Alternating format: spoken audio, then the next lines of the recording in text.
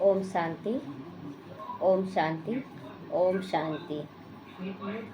आज 7/5/26 है डेट। बाबा कहते मीठे बच्चे, तुम ब्रह्मा मुख वंशावली ब्राह्मण हो, है ना। मुख वंशावली, कुख वंशावली नहीं, मुख वंशावली, क्योंकि ब्रह्मा मुख से हम लोग ज्ञान सुने, जो बाबा का ज्ञान उच्चारण हुआ उसी से हम ब्राह्मण बने हैं।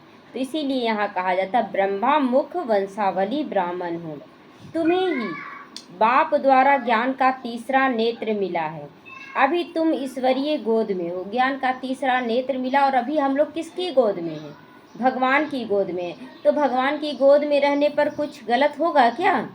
कुछ भी गलत नहीं होता है, बस हमारे अंदर स्वीकार करने की शक्ति नहीं होती है, समाधान करने के, हर एक आत्मा को आत्मा देखने की शक्ति नहीं है। आत्मा का सबका अपना अपना कनेक्शन सबसे बना हुआ है, सबका अपना अपना हिसाब किताब है। हम उसे स्वीकार करें, लेकिन हम स्वीकार नहीं करते हैं, तो वही बोलते हैं कि दुख है, अशांति है। दुख और सुख सामने परोसा जा रहा है, क्योंकि अभी संगम है। लेकिन हम किसको एक्सेप्ट करते हैं, दुख को कि सुख को? लेकिन देवभान में आकर दुख को एक्सेप्ट कर लेते हैं, ये हो रहा वो हो रहा, कुछ नहीं हो रहा। आप सुख को एक्सेप्ट कर लीजिए तो सुख है। तो इसीलिए बाबा याद दिला रहा है कि तुम्हें ज्ञान का तीसरा नेत्र मिला है, तुम अभी ईश्वरीय गोद में, तुम समझो कि किसकी गोद में हो। प्रश्न है अद्वैत राज्य। अद्वैत माना दूसरा कोई राज्य नहीं, जहाँ कोई दूसरा धर्म नहीं, दूसरा कोई राज्य नहीं। तो उस राज्य की स्थापना का आधार क्या है? कैसे हम एक धर्म एक राज्य की स्थापना कर सकते हैं? योग बल से, है ना। बाबा उत्तर दे रहा है योग बल से हम लोग स्थापना कर सकते। बाहुबल से कभी भी अद्वैत राज्य की स्थापना नहीं हो सकती, है ना। अगर आप किसी को दबा कर, गुस्सा करके, डांट करके रख लेते हैं, तो वो राज्य आपका नहीं कहलाएगा, वो गुलामी कहलाएगा। वो कैसे करके आज़ाद होना चाहेगा। इसीलिए योग बल से हमें बहुत अच्छे से स्वीकार करके उसको अपना बनाना है, क्योंकि सबका अपना अपना रोल फिक्स है। हमें गुस्साना नहीं है, ऐसे क्यों नहीं। वैसे क्रिश्चियन के पास इतनी शक्ति है, जो आपस में मिल जाए तो सारे विश्व पे राज्य कर सकते हैं। क्रिश्चियन लोग बहुत शक्तिशाली है, लेकिन उन लोग आपस में फूट है। तो बाबा कहते हैं ये रूल ही, ये लॉ ही नहीं कहता कि उन लोग आपस में मिल जाएं और एक राज्य की स्थापना उनका हो जाए। ये लॉ नहीं है। विश्व पर एक राज्य की स्थापना करना एक बाप का ही काम है। गीत बजा है छोड़ भी दे आकाश सिंहासन, अब तो धरती पर आ जा रे। तो शिव बाबा आकाश सिंहासन का मतलब, भक्ति में तो लोग बोलते थे लोग कि भगवान आकाश में रहते हैं, लेकिन हम लोग तो जान रहे हैं ना परम धाम में रहते हैं। तो परम धाम का सिंहासन छोड़कर शिव बाबा नीचे आ गया है। ओम शांति। बच्चों को ओम शांति का अर्थ बहुत बार समझाया गया, पता है ना सबको ओम शांति का मतलब? हाँ, ओम यानी मैं कौन? मैं आत्मा।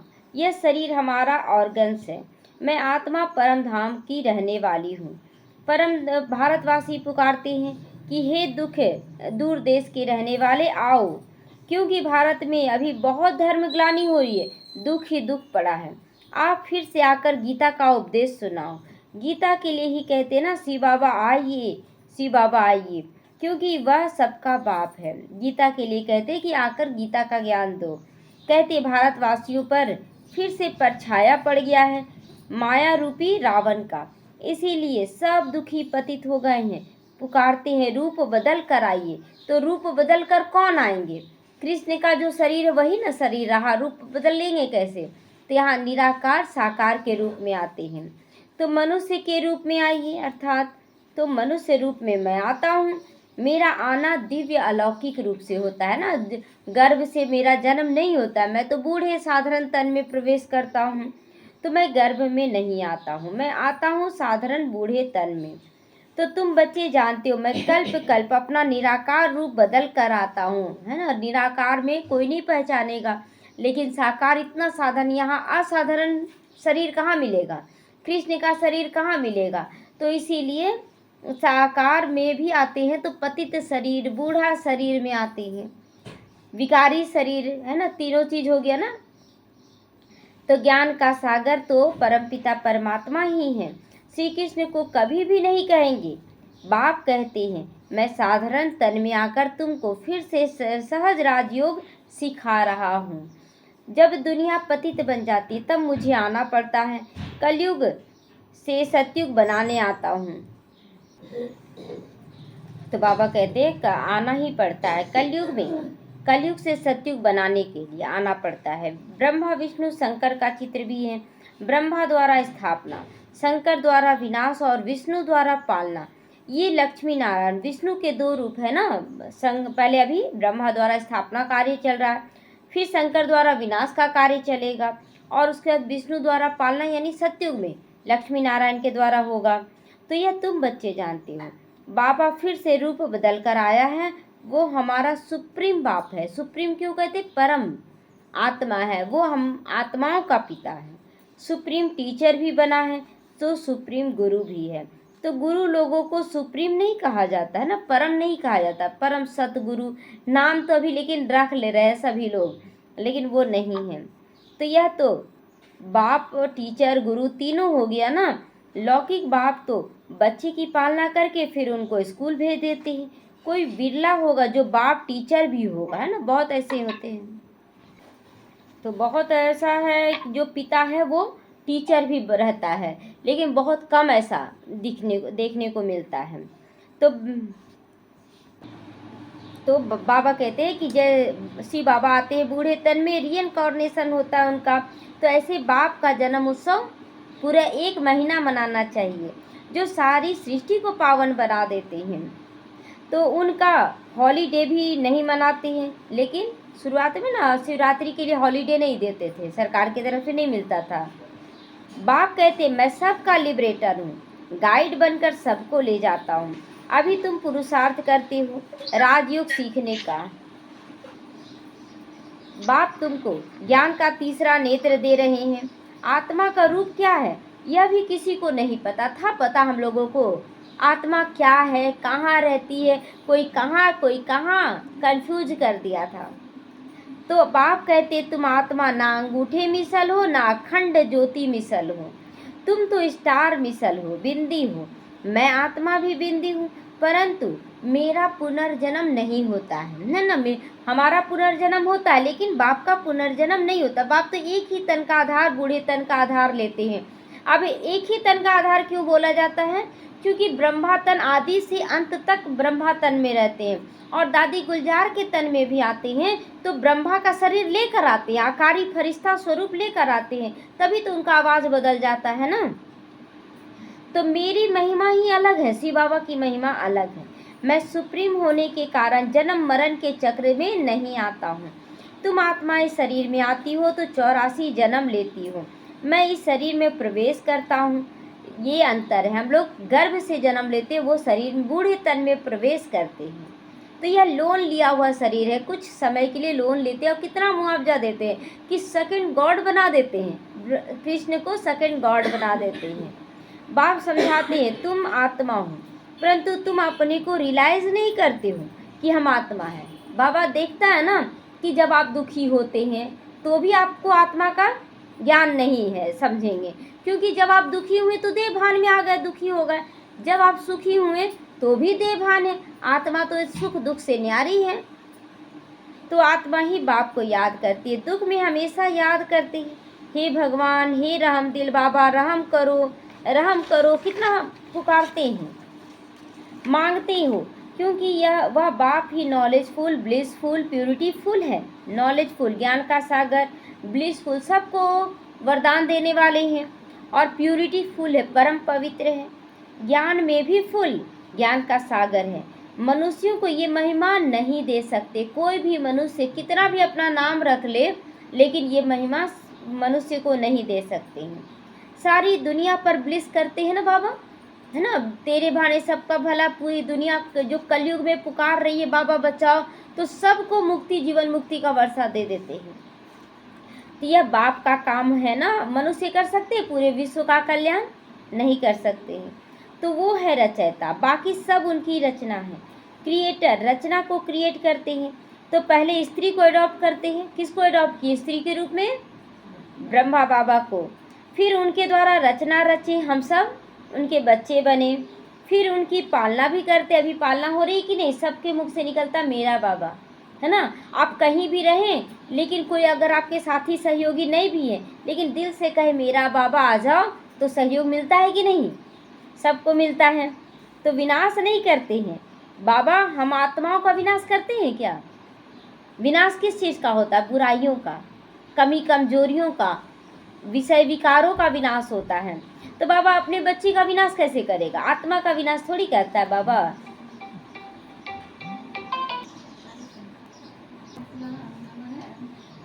तो बाबा कहते हैं यह बेहद का बाप आकर स्थापना, पालना और विनाश तीनों कराते हैं ना। विनाश कराते हैं कि नहीं बाबा? एक तरफ बाबा कहता है ना कि मैं विनाश नहीं कराता हूँ, एक तरफ कहता मैं विनाश कराता हूँ। समझ में आता है इसका रहस्य? देखिए, जब स्थापना किया मतलब हमें ज्ञान दिया, ज्ञान का तीसरा नेत्र दिया, तभी तो हमारे अंदर का बुराइयों का, विषय विकारों का विनाश हुआ कि नहीं? दुनिया का विनाश बाबा नहीं कराता है, बाबा केवल ज्ञान दाता है। ज्ञान से हमारे अंदर की बुराइयों का विनाश कराता है। तो इस तरह से हमारे अंदर की बुराइयों का विनाश हुआ तो तेरे भाने सबका भला। ये वाइब्रेशन फिर सबको जाता है, तो हिसाब किताब सब जल्दी चुकतू करने लगते हैं कि जल्दी जल्दी चुकतू करके हमें भी घर जाना, अपने घर जाना है। तो इस तरह से विनाश बाहरी भी होने लगता है। तो ये वाइब्रेशन का खेल पहुँचता है। तो आदि सनातन देवी देवता धर्म की पालना फिर कराते हैं। जो देवी देवता बनते हैं तो सतयुग और त्रेता युग में पालना कराते हैं। सतयुग आदि में फट से राजधानी स्थापन हो जाती है। सतयुग में जन्म लेंगे ना और फट से राजधानी, क्योंकि सब परिपक्व होकर यहाँ से जाएंगे। तो और धर्म वाले सिर्फ अपना धर्म स्थापन करते, जैसे द्वापर युग में बुद्ध आएंगे, क्राइस्ट आएंगे, तो केवल अपना धर्म स्थापन करेंगे। फिर उनका राज्य तब होगा जब उनकी वृद्धि बहुत हो जाएगी। तो जब लाखों करोड़ों के अंदाज में वृद्धि हो जाती तब उनको रजाई होती है। अभी तुम राजधानी स्थापन कर रहे हो, अभी हम लोग ना धर्म भी स्थापन हो रहा हमारा और राज्य भी स्थापन हो रहा और बहुत कम समय में हो रहा है। तो योग बल से तुम सारे विश्व के मालिक बन जाते। योग बल से, बाहुबल से नहीं बन सकते। बाहुबल से तो केवल डर पैदा कर सकते हैं, लड़ाई झगड़ा कर सकते हैं, लेकिन योग बल से हम लोग पूरे हर आत्मा के दिल में जगह बना सकते हैं। अभी देखिए कि अभी जैसे कि मोदी भी हैं, तो उन लोग भी योग ही बल से कर रहे हैं अच्छे से, सबके लिए अच्छा। तभी तो एक एक आत्मा तक तो नहीं पहुंच रहे, लेकिन उनका वाइब्रेशन पहुंच रहा है कि बहुत अच्छा कर रहे हैं। तो इसी तरह कोई भी, और एक दूसरा क्या है कि देखिए वो पवित्र आत्मा है, पवित्र आत्मा है वो सब। देखिए जो जो अभी विश्व स्टेज में बैठने जा रहे हैं, सब पवित्र आत्माओं को बिठाया जा रहा है। एकदम ब्रह्मचर्य में, खान पान, रहन सहन, हर चीज में पवित्रता। तो अलग, तो अब योग बल से तुम सारे विश्व के मालिक बनते हो। हम जो कर्म करेंगे ना, उस कर्म की चर्चा चारों तरफ अपने आप फैल जाती है और फैल जाती, उसी से हमारा राज्य स्थापन हो जाता है। हम जहाँ कहीं भी हैं, छोटी सी जगह में हैं, लेकिन अपने कर्म को केवल श्रेष्ठ बना ले, अपनी आत्मिक स्थिति को, तो वो विश्व पर राज्य अधिकारी बना देता है। तो बाहुबल से कभी भी कोई विश्व पर रजाई नहीं कर सकता है। बाबा ने समझाया है, क्रिश्चियन में इतनी ताकत है, वो आपस में अगर मिल जाएं तो सारे विश्व पर राज्य कर सकते हैं, परंतु बाहुबल से विश्व पर राज्य पाए ये लॉ नहीं है, ये नियम बना ही नहीं है। तो योग बल से ही हम राज्य ले सकते। अगर बाहुबल से लेने का रहता तो मुसलमान, एक मुसलमान था ना, क्या नाम था, सिकंदर जो था, पूरे विश्व पर राज्य करने ही वाला था, तब तक उसका शरीर एकदम बीमार पड़ गया। तो बद्दुआ, अगर बाहुबल से करेंगे तो मारपीट करेंगे, तो बद्दुआ क्या है, उसको कमजोर कर देता। और योग बल क्या करेगा, आपको धीरे धीरे और मजबूत करता जाएगा। तो ड्रामा में ये कायदा ही नहीं जो बाहुबल से राज्य लिया जाए, जो बाहुबल वाले विश्व के मालिक बन जाएं, ये कायदा नहीं। बाप समझाते हैं विश्व की बादशाही योग बल से मेरे द्वारा ही मिल सकती है।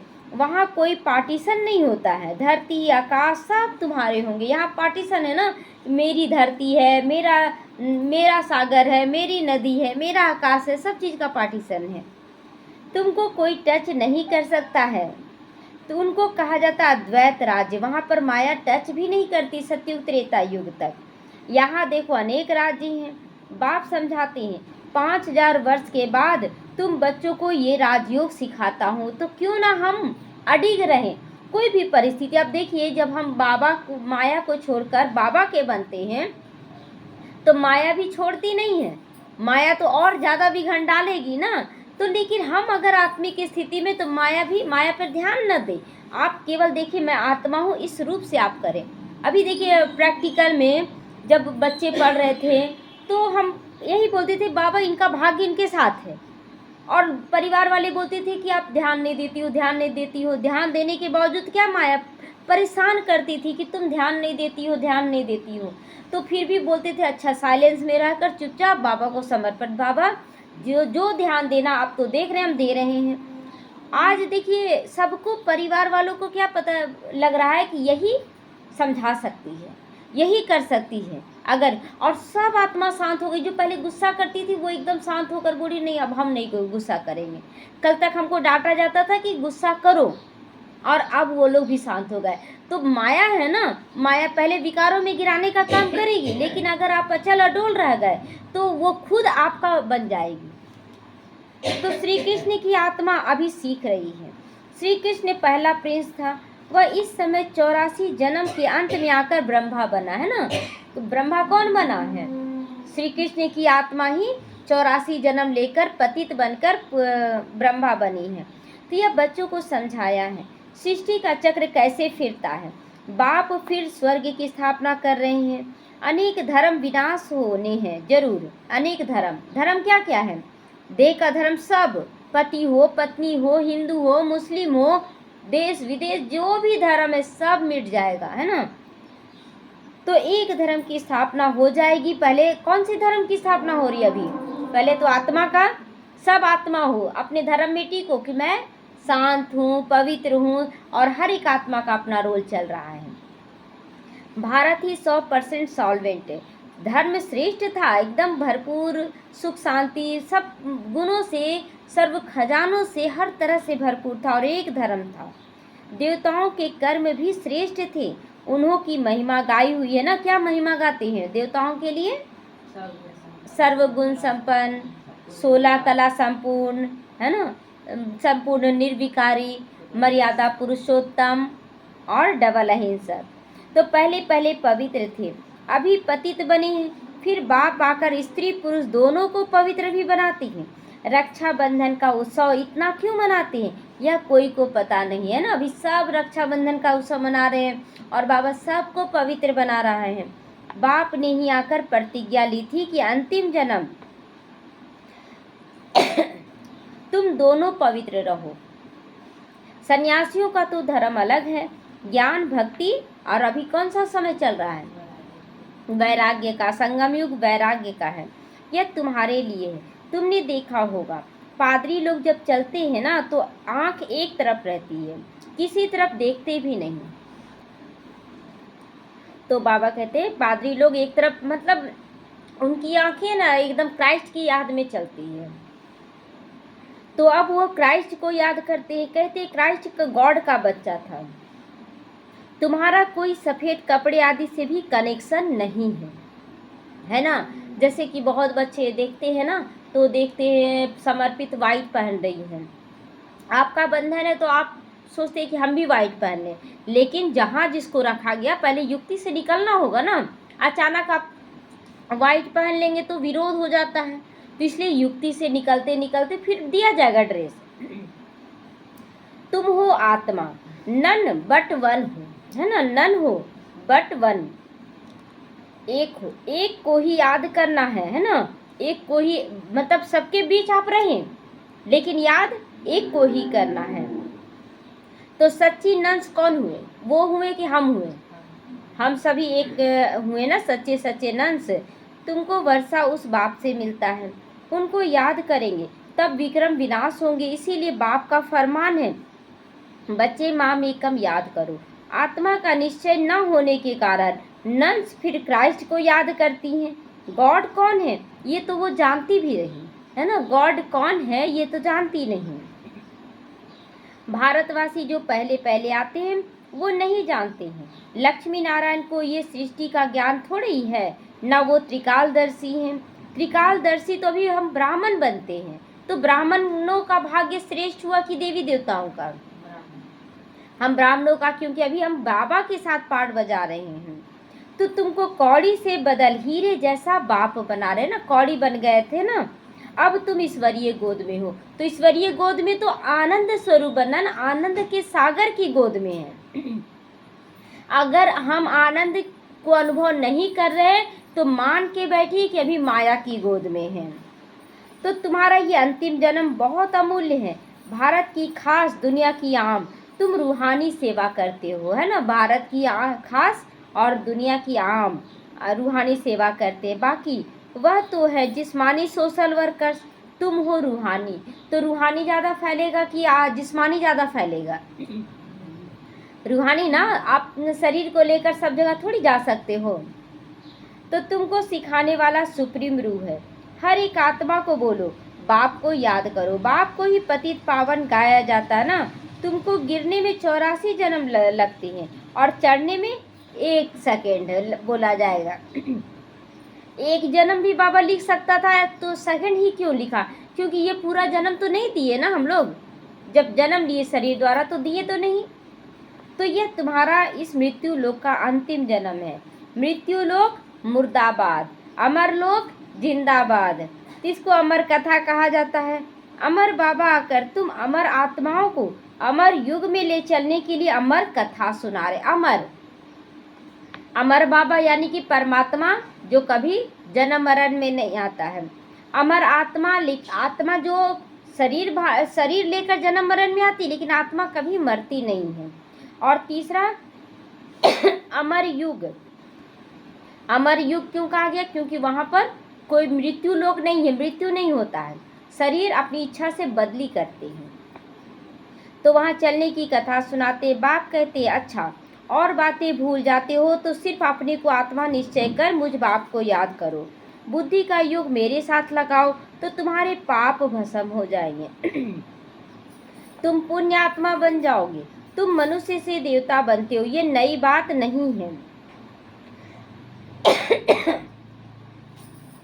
बाबा कहते ये कल्प कल्प, हर 5000 वर्ष के बाद बाप आते हैं, तुमको वर्षा देते हैं। रावण फिर श्राप देता है ना, जब हम विकारी बनने लगते हैं तो रावण श्राप देता है।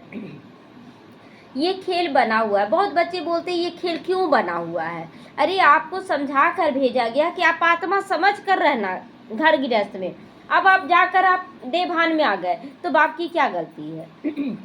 उसी तरह यहाँ भी है कि आधा कल्प हम ठीक याद करते हैं कि मैं आत्मा हूँ, मैं आत्मा हूँ, लेकिन जैसे ही द्वापर आने लगता है तो विकारों में हम गिर जाते। संग दोष नहीं। तो भारत की ही कहानी है। यह बातें बाप ही समझाते, कोई भी वेद शास्त्र आदि में नहीं है। इसीलिए गॉड फादर को नॉलेजफुल, पीसफुल और ब्लिसफुल भी कहते हैं ना। ज्ञान भी दे रहा है वो, फिर शांति भी दे रहा है और वरदान भी दे रहा है। तुमको भी आप समान बनाते हैं।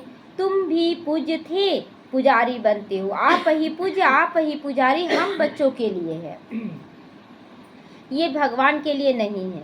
तुम भारतवासियों की बात है। तुम पहले सिर्फ एक शिव की भक्ति करते थे, अव्यभिचारी भक्ति की, फिर देवताओं की भक्ति शुरू की, फिर और नीचे उतरते गए। अभी तो तुम फिर से देवी देवता बन रहे हो। कितना नीचे गिर गए थे कि 5 तत्वों की भी, भूत पूजा भी, सब कुछ करने लगे। जो थोड़ा भी पढ़ते हैं, अगर मतलब थोड़ा भी ज्ञान ले लिए बाबा का, तो वो प्रजा में जरूर आ जाएंगे। हाँ, जो अच्छी रीति पढ़ते भी और पढ़ाते भी हैं। अब देखिए पढ़ाने की बात है तो यहाँ पर जैसे बहुत बच्चे बोलेंगे कि हम तो नहीं पढ़ा रहे हैं, तो हम नहीं पढ़ा रहे। आप अगर अपने लौकिक घर में रहते हैं, ज्ञान का स्वरूप बनकर रहते, तो यानी कि आप उनको भी पढ़ा रहे हैं। आप वैसा कर्म करके दिखला रहे हैं तो आप उनको पढ़ा रहे हैं। तो आप भी राजा बन सकते, लेकिन बन नहीं पाते क्योंकि हम उनके अनुसार पढ़ लेते हैं।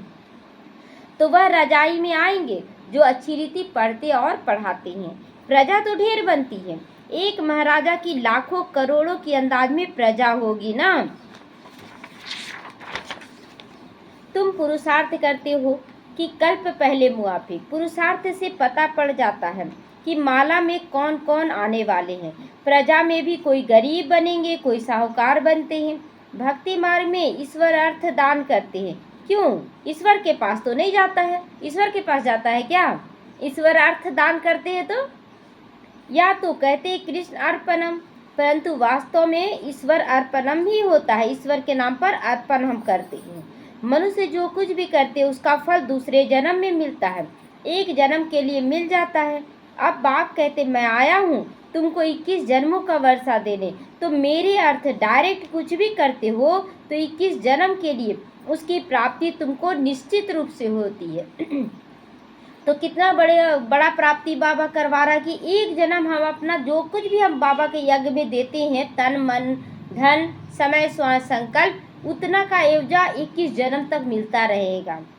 और फिर से भक्ति मार्ग में फिर हम लोगों का वो भक्ति वाला पाठ शुरू होगा, उसमें भी प्राप्ति स्वरूप रहेंगे।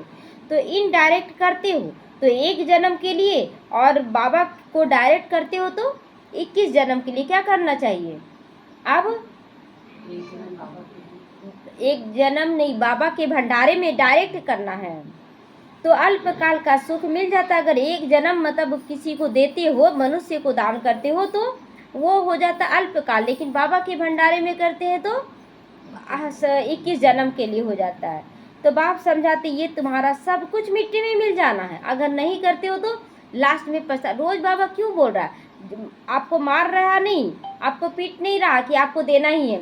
एक चीज़ और है, देखिए कृष्ण तो लाते हैं, लेकिन सुदामा लाते हैं लेकिन दे नहीं पाते क्योंकि उनको सर में लगता है। मतलब देखते हैं ना कि बड़ा सेंटर है, कहीं कहीं बच्चों का संकल्प चलता है कि इतना बड़ा सेंटर है, और अगर उनके पास 500 का औकात है तो 500 देने में हिचकते हैं। तो उस स्थिति में फिर कृष्ण क्या करते, खेल पाल में छीनते हैं कि दो, इसको सफल कर देते हैं।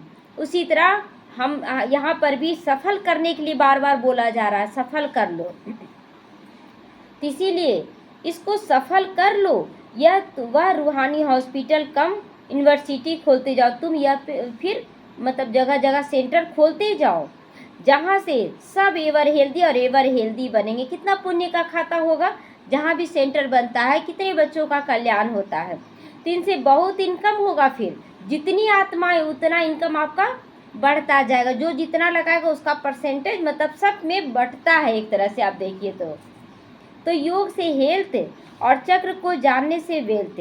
तो घर घर में ऐसी यूनिवर्सिटी कम हॉस्पिटल खोलते जाओ। बड़ा आदमी है तो बड़ा हॉल खोले जहाँ बहुत आ सके, बोर्ड पर भी लिख दो, जैसे नेचर क्योर वाले लिखते हैं ना, तो बाप सारी दुनिया का नेचर बदलकर प्योर बनाते हैं, प्योर कर रहे हैं सबको। तो इस समय सभी इम्प्योर है।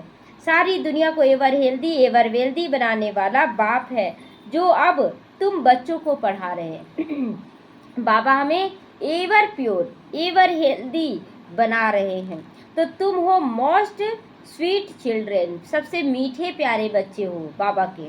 अच्छा, मीठे मीठे सीखी लदे बच्चों प्रति माता पिता बाप दादा का याद प्यार और गुड मॉर्निंग। रूहानी बाप की रूहानी बच्चों को नमस्ते। हम रूहानी बच्चों की रूहानी माता पिता बाप दादा को याद प्यार गुड मॉर्निंग और नमस्ते नमस्ते। शुक्रिया बाबा शुक्रिया। हम रहेंगे सदा हंसते हंसते, शिव बाबा के साथ जाएंगे परम धाम, आएंगे बैकुंठ में हंसते हंसते। ओम शांति। धारणा के लिए आज मुख्य सारे अपनी इस अमूल्य जीवन को रूहानी सेवा में लगाना है। खास भारत आम सारी दुनिया की सेवा जरूर करनी है। दूसरा है अपना सब कुछ सफल करने के लिए डायरेक्ट ईश्वर अर्थ ही अर्पण करना है ना, इधर उधर करने से कोई फायदा नहीं है। रूहानी हॉस्पिटल और यूनिवर्सिटी खोलते चले जाना है। वरदान है एक रस स्थिति द्वारा अतीन्द्रिय सुख की अनुभूति करने वाले सभी आकर्षणों से मुक्त भव। जब इंद्रियों का की आकर्षण और संबंधों का आकर्षण से मुक्त बनो, जब इंद्रियों के आकर्षण मतलब शरीर के कर्मेंद्रियों के आकर्षण से मुक्त और संबंधों के भी आकर्षण से मुक्त बनो, तब कहेंगे अतीन्द्रिय सुख की अनुभूति कर सकोगे। कोई भी कर्मेंद्रियों के वश होने से जो भिन्न भिन्न आकर्षण होते हैं वह अतीन्द्रिय सुख व हर्ष दिलाने में बंधन डालते हैं। लेकिन जब बुद्धि सभी आकर्षणों से मुक्त हो एक ठिकाने पर टिक जाती है, तब हलचल समाप्त हो जाती है ना। जब एक बाबा और कुछ भी नहीं, सबको लेके चलना स्वीकार करते हुए, तो फिर अतीन्द्रिय सुख मिलता है। एक रस अवस्था बनने से अतीन्द्रिय सुख की अनुभूति हो जाती है। स्लोगन है अपनी बुद्धि की लाइन क्लियर रखो। अपनी बुद्धि की, माया तो ऐसा करेगी कि रास्ता ही बंद कर दी, लेकिन हम आत्मा है, आत्मा उड़कर चले जा सकते परम धाम। कोई रोक सकता है क्या? और गुप्त रूप से बाबा को, जैसे जेल में बंद है तो हम बाहर नहीं निकल सकते, लेकिन यहाँ आत्मा भल इस शरीर में कैद है, लेकिन आत्मा उड़ के जा सकती है अपने बाबा के पास, बाप दादा के पास, सबसे हेल्प ले सकती है, सहयोग ले सकती है। फिर क्यों डिस्टर्ब होना। तो फिर बोलते हैं कि कैसे वो करेगा। अरे आप स्थिर तो रहिए, देखिए सहयोग मिलता है कि नहीं। लाइन क्लियर रखो, लेकिन लाइन क्लियर रखो। लाइन क्लियर का मतलब क्या, अपनी बुद्धि की लाइन क्लियर रखो, मतलब सब आत्माओं का अपना पार्ट चल रहा, हम उसमें फंसे नहीं। वो मेरा मेरा करके फंस जाते हैं ना, यही दुख का कारण है। तो एक दो के मन के भाव को फिर जान लोगे, सबके मन के भाव को जानना है कि इस आत्मा का ये पार्ट है, हमको स्वीकार करना है। अव्यक्त इशारे, सदा अचल अडोल एक रस स्थिति का अनुभव करो। किसी भी प्रकार की हलचल में भी अचल रहना, यही तो बच्चों का काम है ना। यही श्रेष्ठ ब्राह्मण आत्माओं की निशानी, जो श्रेष्ठ बनने वाली आत्मा, उसकी निशानी क्या है, वो एक रस अचल अडोल रहेगी। दुनिया हलचल में हो जाए, लेकिन आप श्रेष्ठ आत्माएं हलचल में नहीं आ सकती हो, है ना। चाहे कुछ भी हो जाए, लेकिन हलचल में नहीं आ सकते। क्यों, ड्रामा की हर सीन को हम जानते हैं, कई बार हम पार्ट बजा चुके हैं। तो नॉलेजफुल आत्माएं, पावरफुल आत्माएं सदा और स्वतः ही अचल रहती है। तो कभी वायुमंडल से घबराओ नहीं, मतलब परिस्थिति आ जाती है तो उससे घबराओ नहीं, सदा निर्भय बनो कि आंधी आया है, आंधी समाप्त तो जरूर होगा ना, बस हम थोड़ा सा स्थिरता से चले, एकदम संयम से चले। रुक जाते हैं ना, आंधी आता है तो उसी तरह थोड़ा सा रुक जाएं, स्थिर हो जाए अपने मन बुद्धि को, फिर आंधी समाप्त होगा, फिर तेज चलने लगेंगे, उड़ने लगेंगे। ओम शांति।